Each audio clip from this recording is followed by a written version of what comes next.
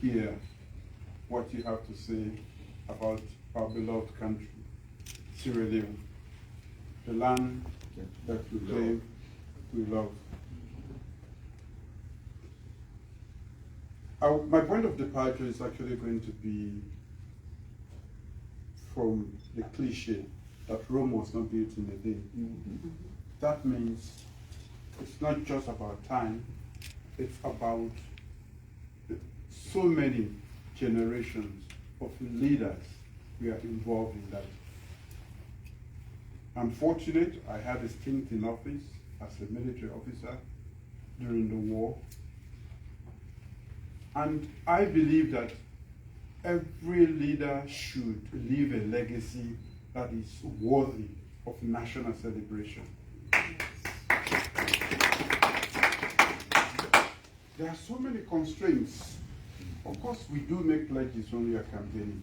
But then when you get into the office and you look into the treasury and see what is there or not there, then the reality dawns on you. And that is when you start to adjust. I wouldn't want to take you back to my first time in office as a young military officer. And I've always said this, that my boss then, Captain Strasser, we decided to take over because your votes did not count and you were not able to change a one-party government for nearly 30 years. True or false? True. So we empowered you to do that. And that was why I vehemently opposed the extension, because we were there to solve a problem, to reintroduce democracy. But of course we met a war and we had to deal with that insecurity. Our physical security as a people was in jeopardy. You could not conduct a proper democratic election at the time we took over. So for me, my preoccupation then was to try to finish the war and then restore democracy. The war was not finished, but we had reached a manageable level where most of the country was able to vote. So very quickly, in 3 months, when I was at the helm, we conducted that election. I initiated the peace process, and I was able to bring Sanko, which most of our society had said he was not even there. These guys are just pretending that there is a Sanko to stay in power. I brought him alive, and we were able to initiate the peace process, the dividends of which we are still enjoying today. And I was able also to conduct elections. It was not the most perfect election because there was war. But to my commitment, my word is my bond. And that is what I have maintained all throughout my public life. Even as young as in my late 20s, I made sure that whatever promise I made to my people, I will upkeep. I said I would be there only for 3 months, and I left. I conducted the election, and I left. President Kaba was able to finish that. Fast forward, 20 years later, I came back. Of course, many had said quite a lot of very disparaging statements about what we did and didn't do. That is occupational hazard. We are grumbling about social media. There's no leader that we praise social media. I sit among other heads of state and everybody's grumbling. But you will be the same people who will say he's clamping down on freedom of speech. So this is a problem of our era. We have to manage it. Before you blame me, we will all take the brunt of it. But if anybody tells you, you will go, like Madame said, to answer. But if you live in a glass house, you don't throw stones. And do I spend my time, like our old man would say, to pay attention to what I'm doing? I leave all of that to respond to the thousands of criticisms I receive every day. I keep my eye on the ball. I have a plan. You spoke about the big 5 game changers. Am I going to be responding? No, that means I will be looking this way until 5 years comes and I have nothing to account to you. We embarked on education. I said human capital development because I have had a stint in office and I've had time to be educated here in the UK and in France. And during, in the interim period before I took over this last time, I've had time to reflect on what really we are made of as Sierra Leone and what our strength is. We are good people. I say this every day. We have a very great brain power. But we lack not the ability. We don't have the willingness to work together. We don't respect one another. And we are so politicized that we have created an iron curtain between APC and SLPP. Whatever you say on the SLPP side, the APC will not hear. Whatever is said on the APC side, the SLPP will not hear. So the nature of our domestic politics, which we inherited, multi-party democracy, in a multi-ethnic society, is a disaster for what? Failure. It's a disaster. If I were to fix a party today, the first people around me will be my friends, or my relatives. They are Mendes. That's the truth. A Timini man makes a party today, the Timini will be the first before they go out of that region or ethnic group. And that is how we are practicing our politics. Here, it's divided, but not necessarily along ethnic lines. It's about policies and value systems. So multi-party is better here.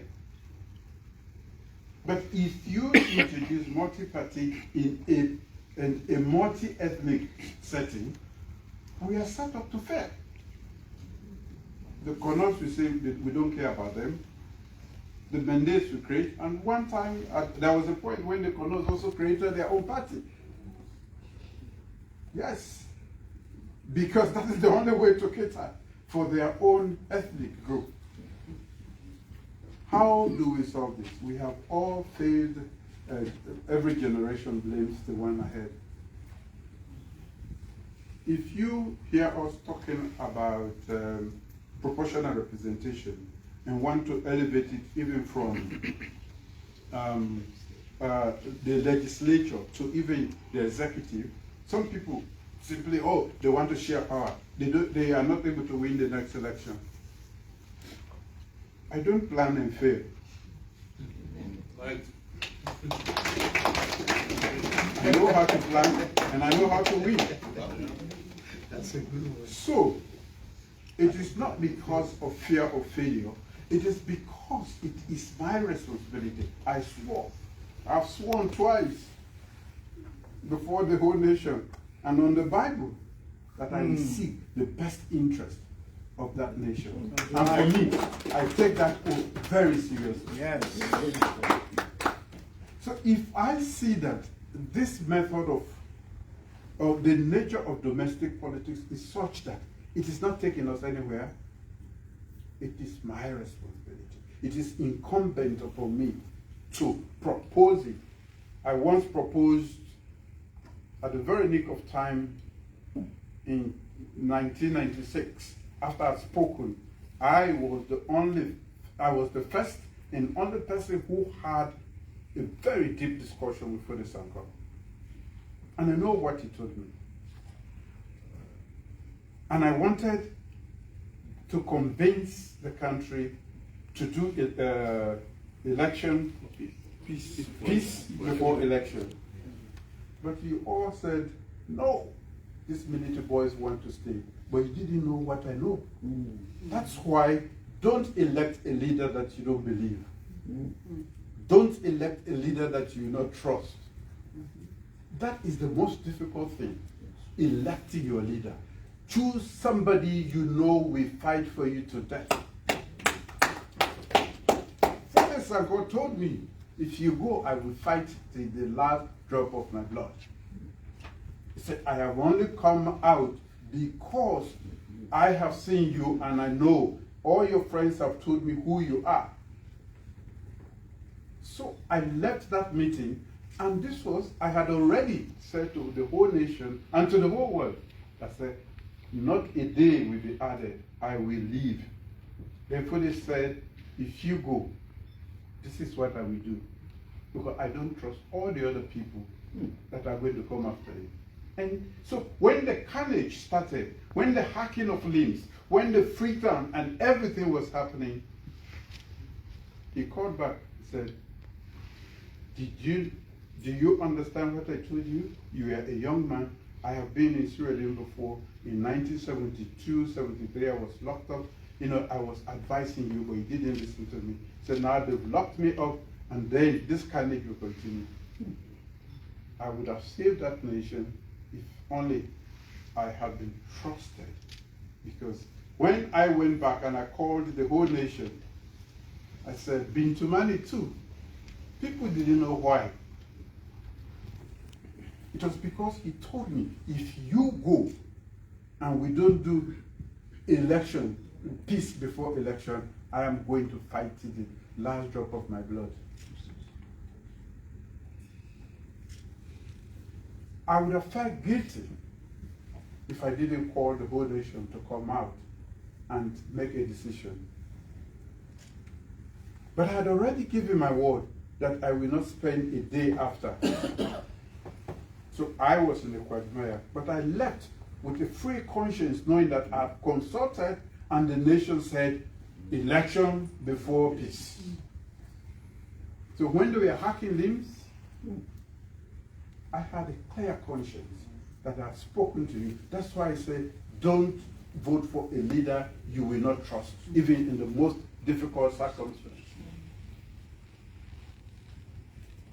So, coming to all of the issues you stated here, I have had the opportunity of leading at a very young age,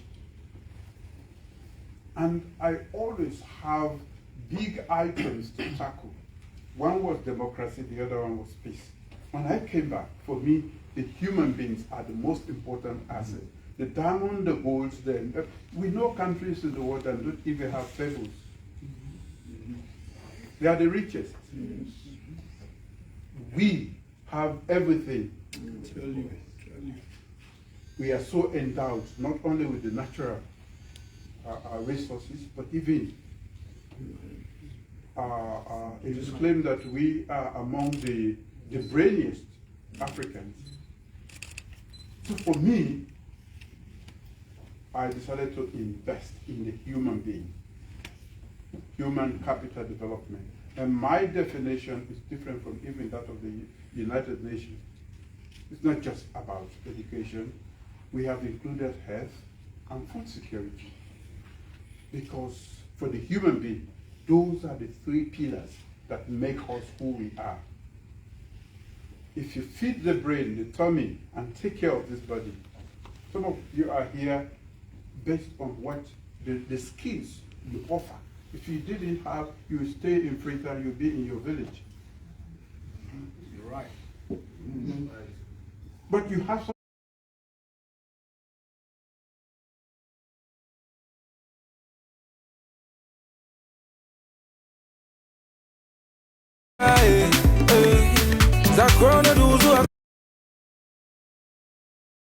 Those services, those your knowledge matters, and that is why they will pay you.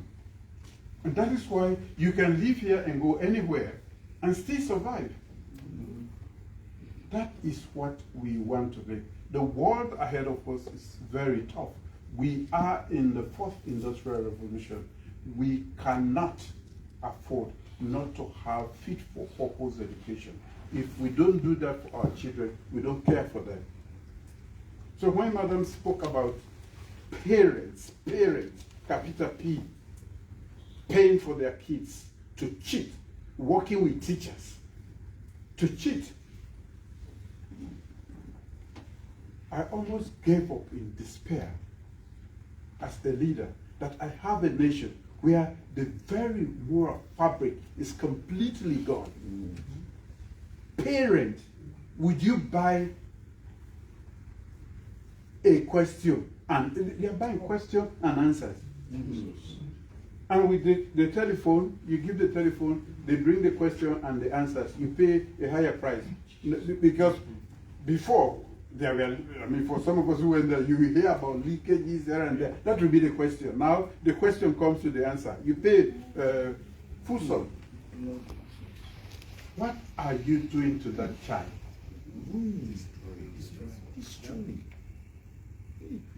What are you doing to that? Do you need a government, a president, who has paid for... Look at the minister sitting here. We have spent over $1 billion in education. We pay for every child that goes to school.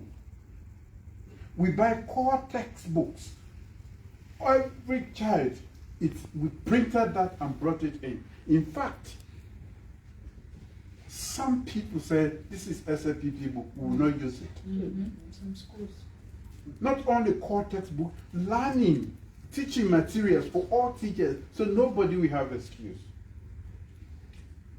We increased the pay for teachers. And it will be very unfair for anybody to compare how teachers or nurses have been paid here and how they are paid out there. The minister, I cannot, we know what we go through every month to make sure we pay for every child, even when there's no money. We pay all the teachers. So it is not as simplistic as a lot of people. You know, governance is a tough thing. It's here that, when things are tough, Tuesday, they said the government may not have money to run. Shut down. I wish that money which they don't have, we will have. It's tough. We have to go helter-skelter, do domestic revenue mobilization to make sure teachers are paid. He was held to ransom, the Minister of Finance who is seated here. We made sure we paid the teachers. We paid for every child. And guess what? People go and increase the rules. And so you start, so you are, there's hemorrhaging of the system.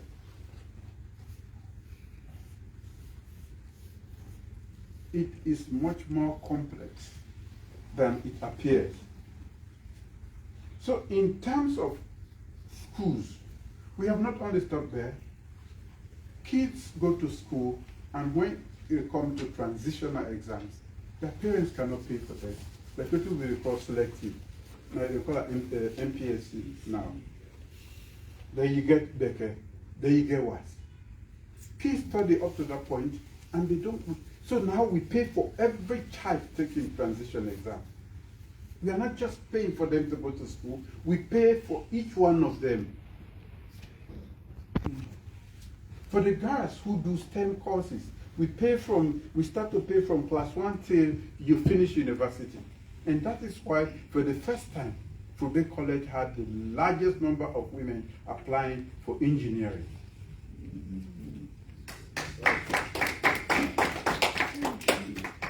Everything I've said, you can check, in fact, whether it's true.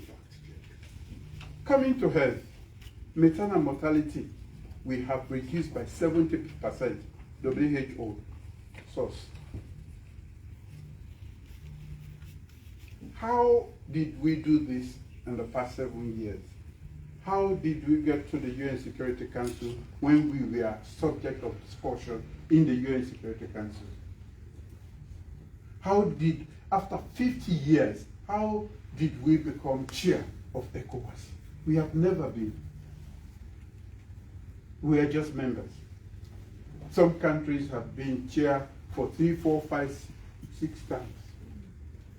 We are too timid to even say we have a right. We cannot just be members.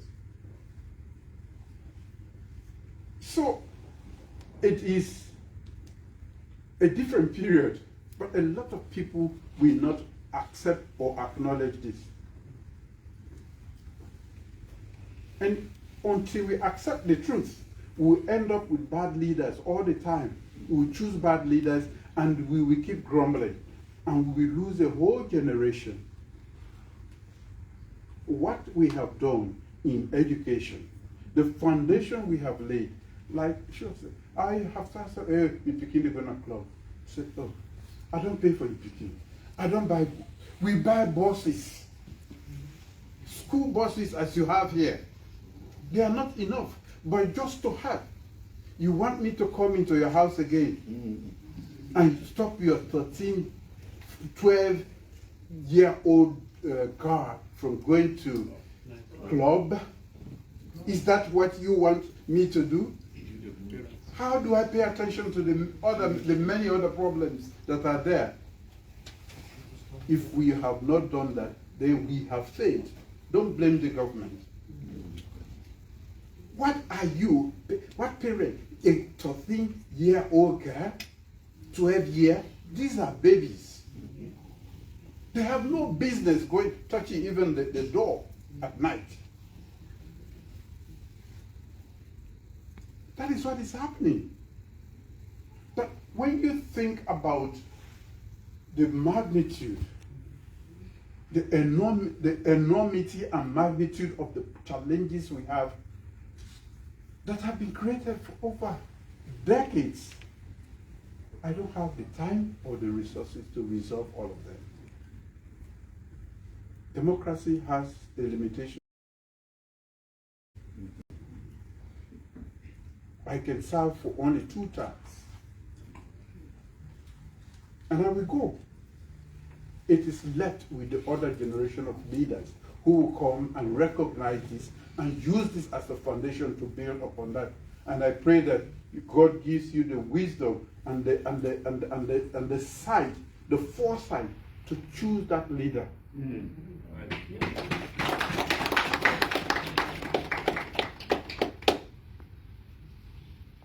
A lot of people grumble I don't talk too much, because when I'm not talking, I'm thinking about Sierra Leone. From secondary school, I went into the army. I fought for my country. So all I know is Sierra Leone. 2 institutions, both school and the army, have shaped my life.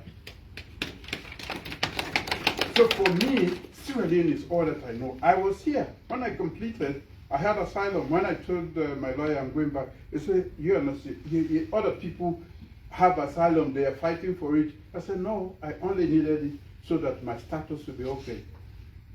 I'm going back to my country. I have a problem to solve. Here I'm in statistics, over there I'm going to leave. That is why I left. So sometimes when we say, let me go back, some man they say, well, this not day, they know they use credit card, KFC not day, McDonald's not day.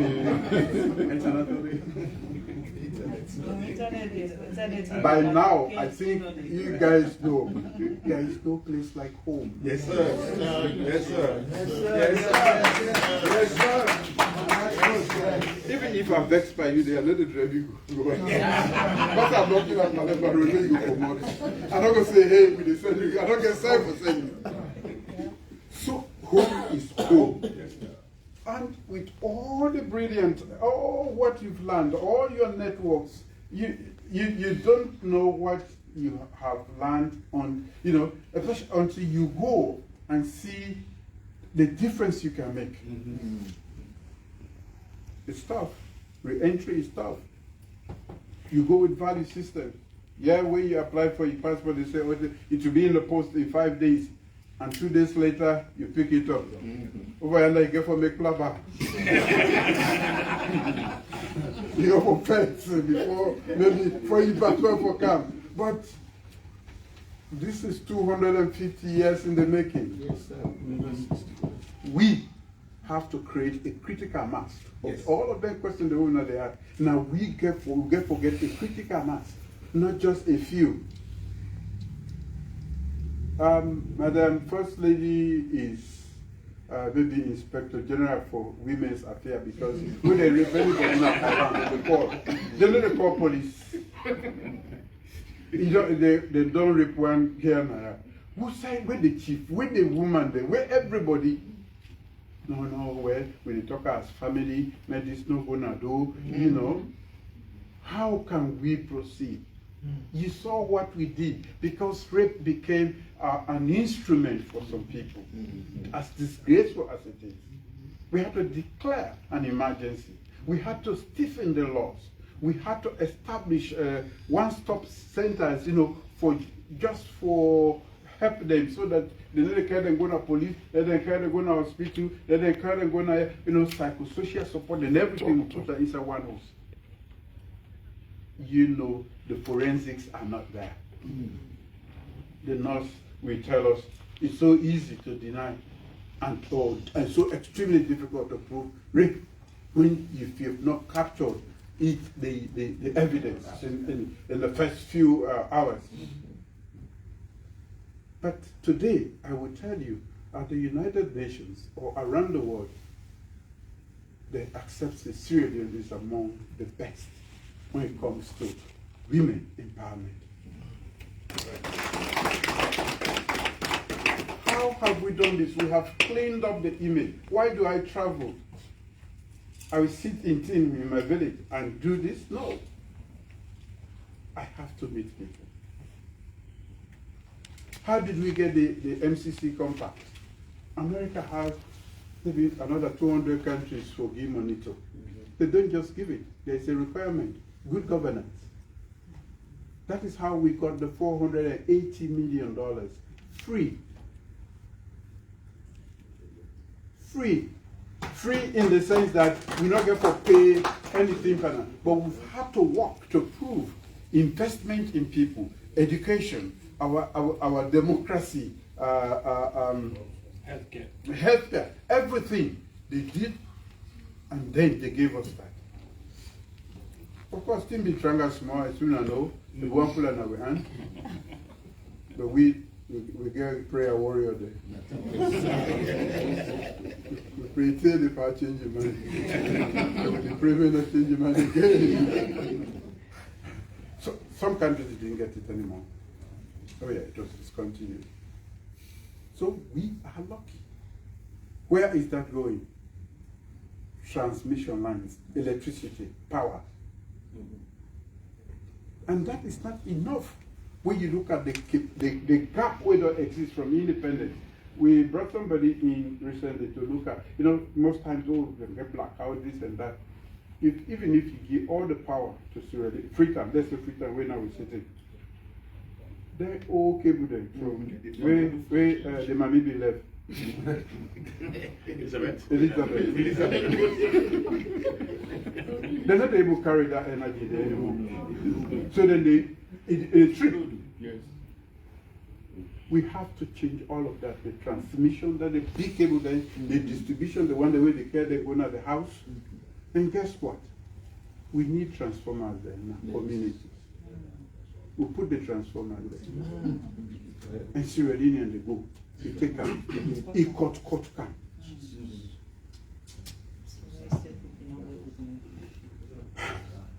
Each of them are thousands of dollars. At the time, the last time I stopped counting, it was about 60 transformers.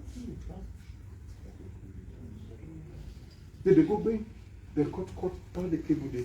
So there are 300-400 households at the price.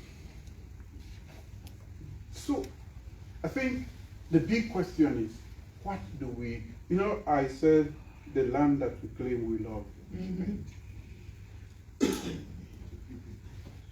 We have to love genuinely,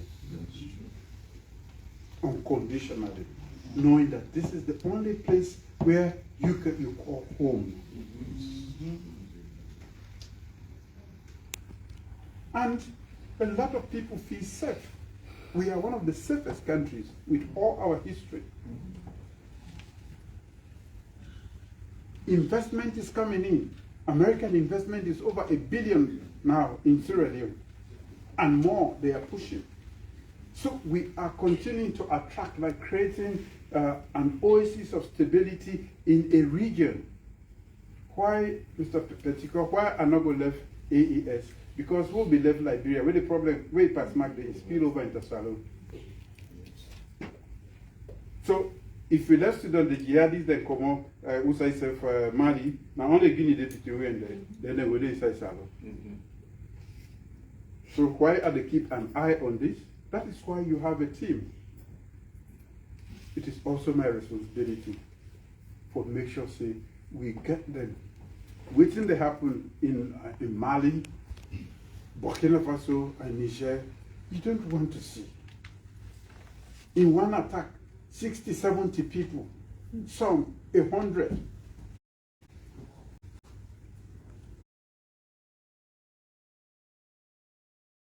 I won't leave that alone. I will pay attention to it. That doesn't mean I'm going to shirk my responsibility as a Sierra Leonean leader. And that is why we create teams. That is why we have senior officers, officials of government, where they do different aspects. And that is what we try to do. Hey, they pay the travel. Sit down.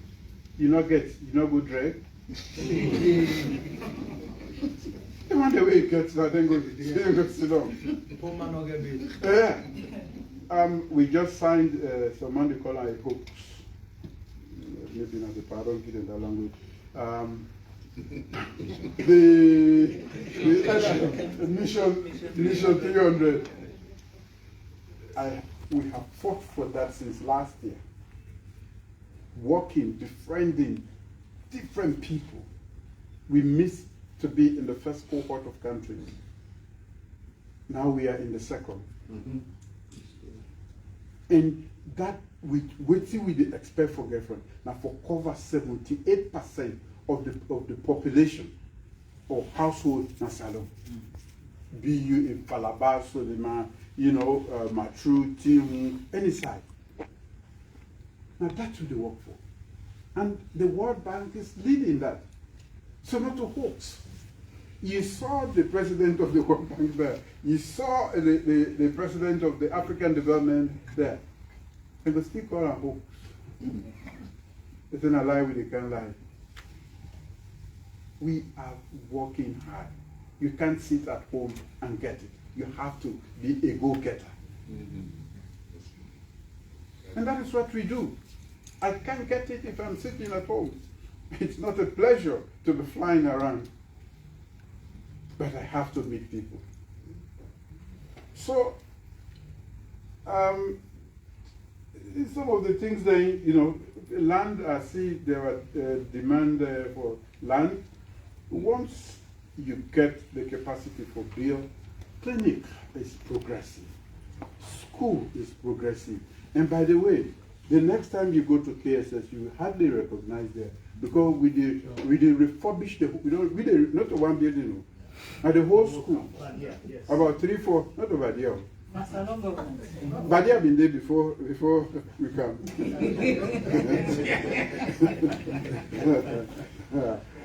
And not today no more. We start from Prince of Wales. They be say lion, they we not see lion. We do the renovation without any fear. And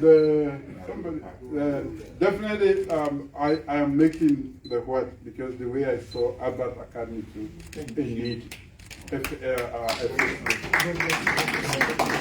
I have just a limited time. So in this one batch, we do Prince of Wales, both school, KSS, Magoroka boys, and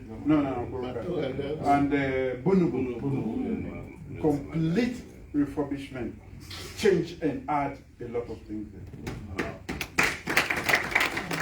For Kono, will it be Kono? Now, one of the brainiest ethnic groups in Salone. It's going to be hearing that you the talk. Indeed. I go to school with the definitely brainy people. Now I'm going to give you a university. So we are not, you are going to be forming knowledge and sharing it. And wait till they make the university fit for purpose.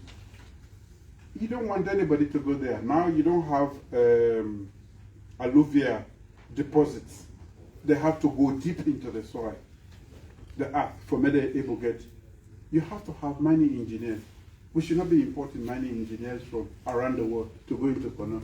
We should have corners who should be the managers of that from NDFC time. Now it's Monday with the brinker. That is why we put that university there.